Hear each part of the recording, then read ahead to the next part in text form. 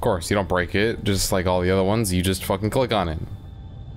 Ah, fucker. Yeah, this door was blocked from the inside by this minecart, so move that out of the way, I can backtrack. But first, let's explore shaft number 12. Cave in. We've got a mining cart here with chains holding the cart in place. And down here,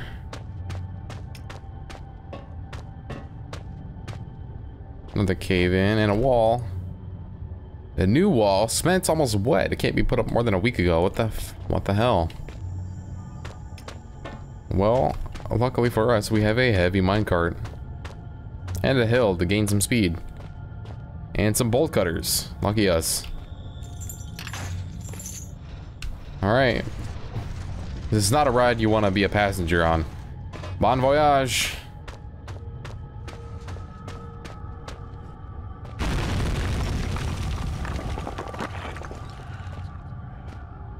Hello. We got books. Industrial reference. Scientific journals. Oh boy. Look at this place. Look at this. It's a worm. Oh, ew.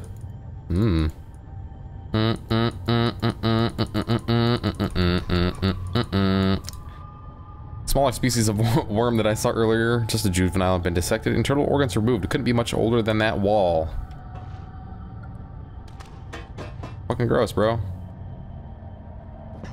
Yeah, that worm was fucking freaky, wasn't it? Let's see, newspaper clippings. We've got a note here. A bit of reading to do, so let's get to it. Thursday, 1st January 1974. Increased sea traffic causes local concern. Inhabitants of a small village in the relatively desolate northwest have been reporting witnessing uncharacteristically large volumes of seaborne traffic over the past 6 months. Northwest Greenland is virtually uninhabited by modern standards, containing just 0.1 persons per square kilometer, 1/3 of the national average. Sea trade has dropped off dramatically since the closure of the northwestern lead and iron mines in March 1972.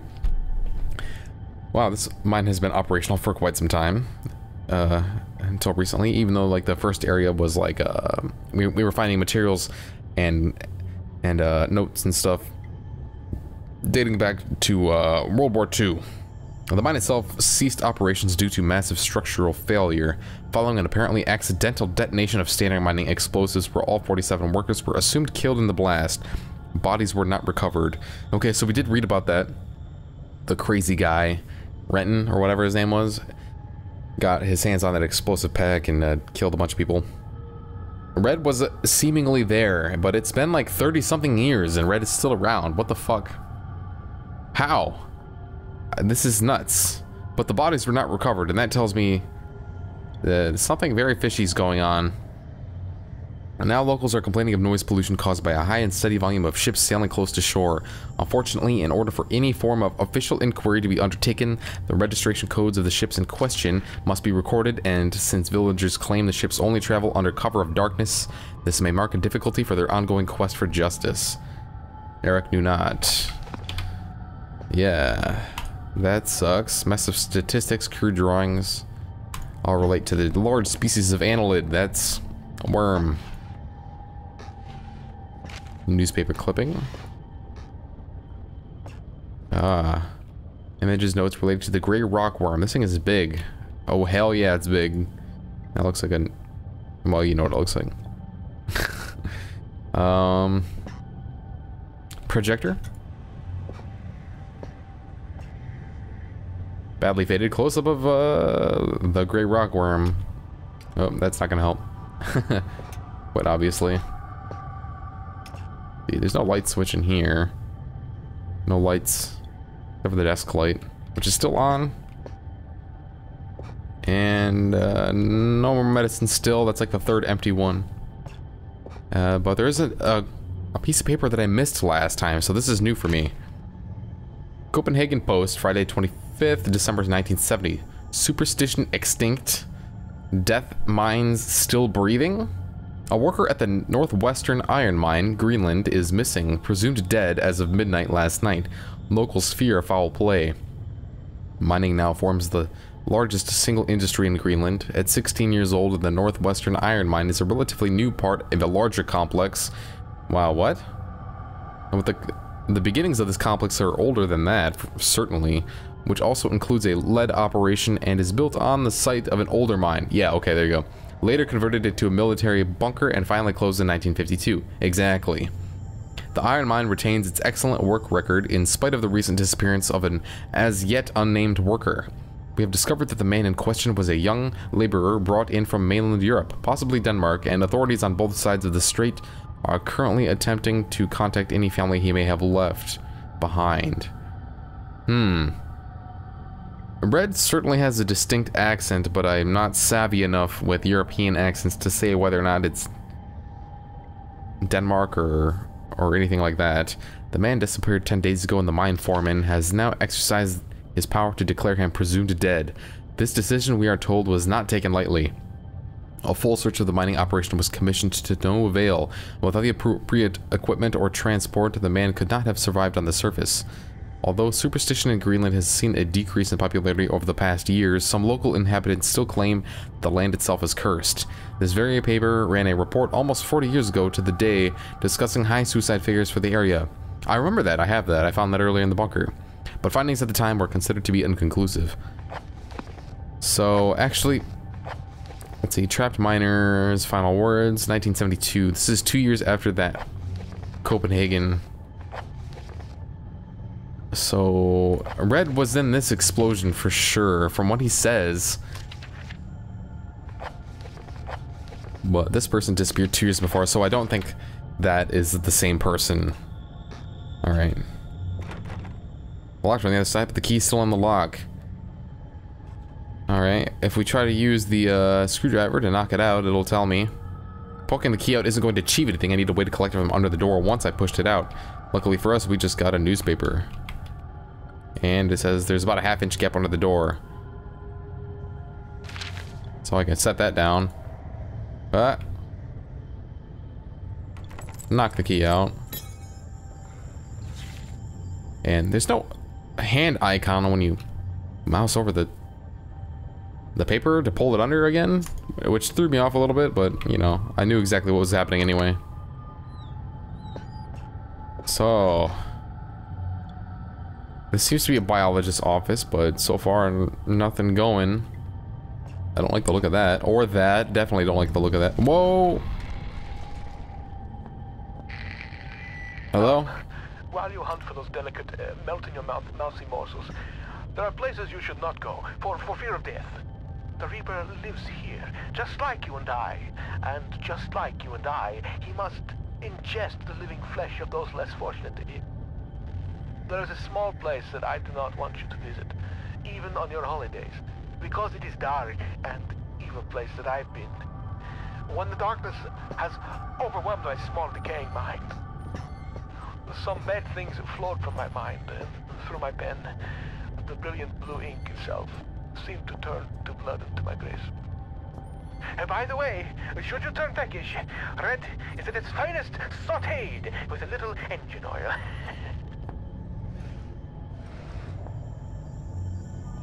What was that about blue ink? I don't know. Let's read this first. Ah, yes. This is quite a lengthy little document. Professor, there are the biomedical journals of Dr. Patrick Peters, MSc, PhD, completed between the dates 30th of March 1969 and 1st of January 1972. I think this is the man who was working down here at the Northwestern Research Station within the Northwestern Iron Mine. There's a research station in the mine. What was he studying? Genus Rhacophylla. Aim is to investigate the abnormal presence of the caddis in the Greenland rock. Method is collection of samples, if indeed they can be identified correctly. Standard series of testing, observation, and dissection. So he was studying the worms. Upon arrival at the mining facility, I was immediately stunned by the sheer volume of fauna that finds a way of life down here. Despite the conditions, in general, one would assume that species whose natural habitat is past a certain depth would find the intrusion of human activity too great a threat to remain in place. However, almost the exact opposite seems to be the case in this instance. It is curious that certain areas of the mine appear to be entirely without life of any kind, and yet other deeper areas are teeming and or the situation permitting, I would embrace the opportunity to commit further time to the study of these organisms. However, the purpose of my stay here shall continue to be the genus Rhyacophila. And there's someone else writing on these pages, and it says me. I don't know who me is. Who's me? Is it me? Me? I don't know. Ah, finally, some writing paper. Look at me, just using up the pages to scroll down whatever comes into my head. Ha! What is this stuff anyway? Some kind of research paper? No matter, it's paper all the same. I can finally record what's been happening down here for, I suppose, about a year now. It must be near the end of 2001 by now. Huh, I wonder when Christmas was. No matter. Too tired to write now. We'll rest a little first. Back to the professor. Samples collected. The collection process has been far easier than I anticipated. The setup of the artificial environment for the rockworm went without a hitch. The specimens themselves are so abundant that as to make keeping them out far more challenging than containing them. They're all of healthy size, perhaps even beyond recorded size, and I can only assume that is due to some lack of natural predators down here. Specimens are as follows: 3 adults in artificial habitat, 2 larval infants dead. And back to me. I've been down here 2 days now, was meaning to record events every day, but was too busy securing the area. I've used some supplies from the old mining system to wall myself in here. It seems as safe as place is any, so those things should at least stay put for a little while. To that end, seems I've had a pretty lucky stumbling here. I'm pretty sure I misread that the same way last time too. It's had a pretty lucky stumbling here. All those old research is about something similar to what's been haunting me ever since I escaped the shelter 4 days ago. Don't get me wrong. After what they did to me back there, I'd rather be facing anything else. And after almost a year of firefighting, where did the fire come from? After a year of fighting for our lives, we didn't really stand a chance anyway. I don't know how many are left inside. I wonder what he escaped from. Some shelter. Were they experimenting on people? But this is good. These notes might have a way to fight the things. The rockworms that followed me here. I don't know how they knew I was coming or how they managed to follow me in the dark, but maybe I can work that out now. I found some old newspaper clippings. I guess they're referring to this mine. I had no idea it was so old. So big. I can see now why they built that facility here in the first place. A lot of history buried down here. It worries me though. We've been resting all of our hopes of rescue on one of the scientists who escaped right near the start of it all. He got out almost as the chaos began, so we figured he might have made it out and brought help, but maybe me and him are due the same fate. I wonder who that is.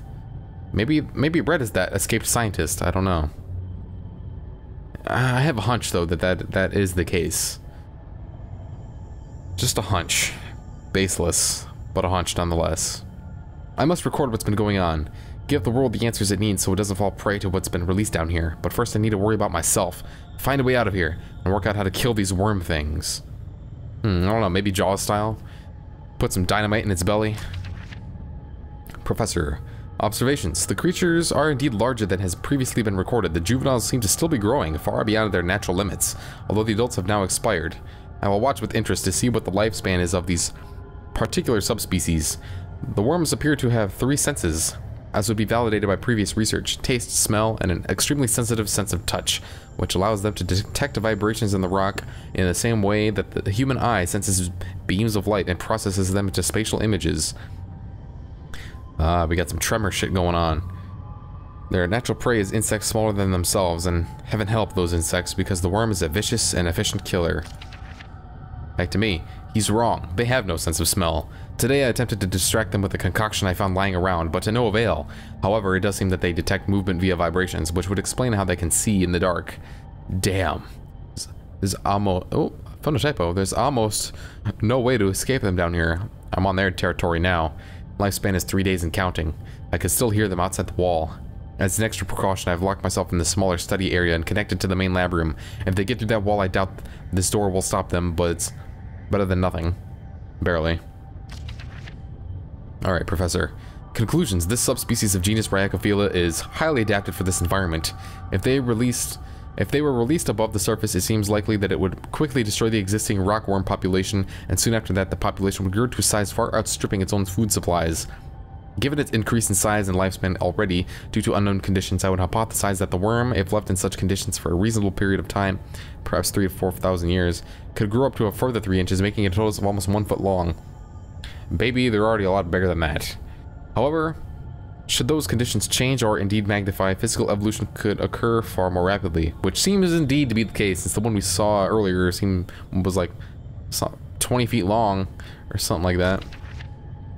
Last page. Me. It's the 5th day today, and I swear they have begun to surround my location. I can't tell whether or not they have breached the wall I built, but I'm certain they've entered whatever area surrounds this room. The future looks increasingly bleak.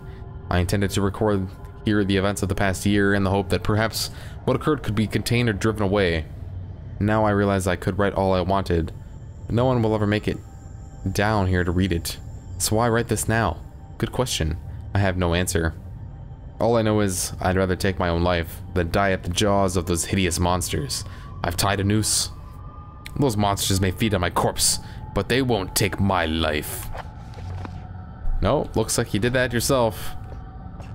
What was we got? A chair. And, a blood smear. And it looks like something came through here to claim that tasty little feast. And there's green blood.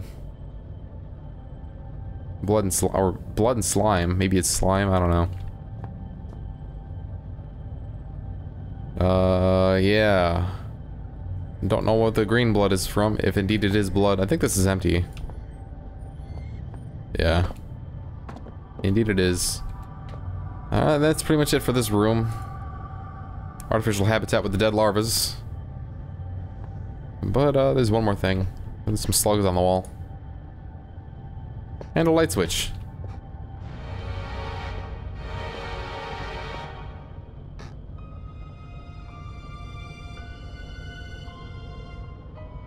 Jeez. So the blue ink that Red said. Yeah, this is him.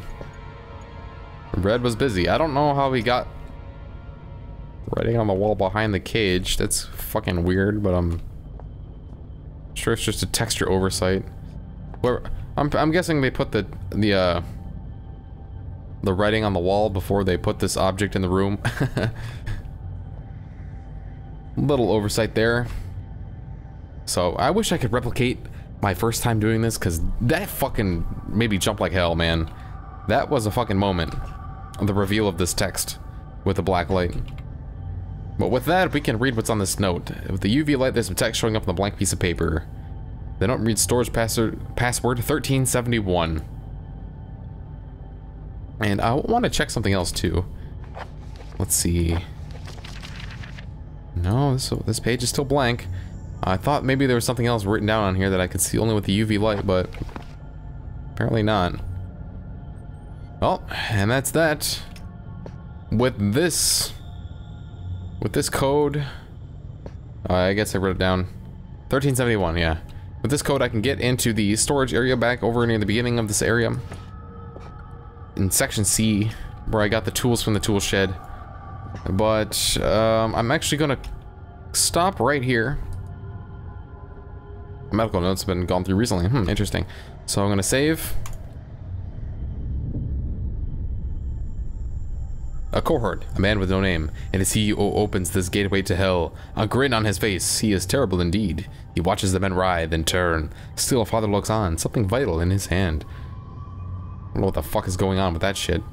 I suppose I can trust these things a bit more. I'm not dead yet. Still, they must have a purpose. What could it be? Yeah, they're save points. I figured it out. Alright. This is where we part, so thank you for watching, and I hope this footage does not fuck up again. Crossing my fingers. So, yep, that's that. Next time we'll go to the storage area and proceed to the next section of the game. Until then, I'll see you then. Or I'll see you later. Take care. Bye-bye.